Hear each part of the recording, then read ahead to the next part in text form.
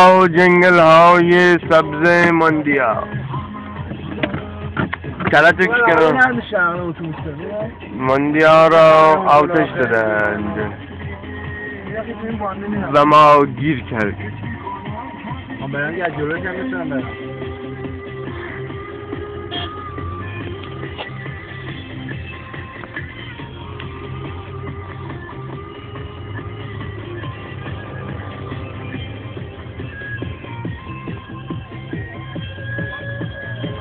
یارو میگه برو علامت داد که دابری چقدر مقوا بود.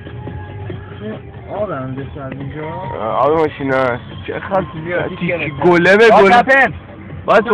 What happened بابا؟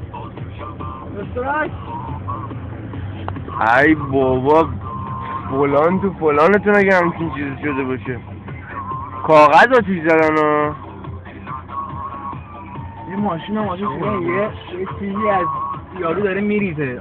ماشین آتیش گرفته، اینو ازش ریخته.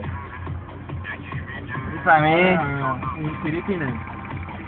یه ماشین آتیش گرفته، بارش آتیش گرفته.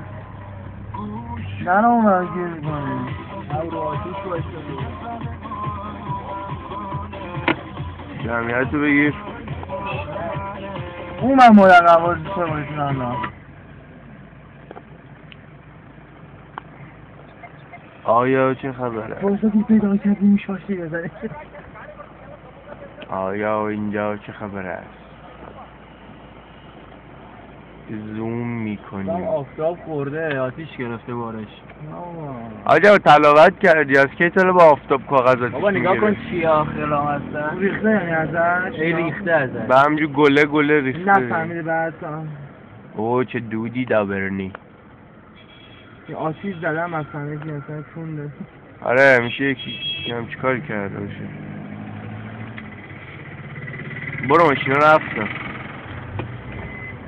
ما همچنان میبینیم چه شده.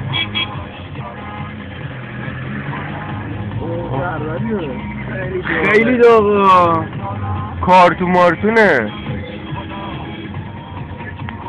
چه دودی کرد.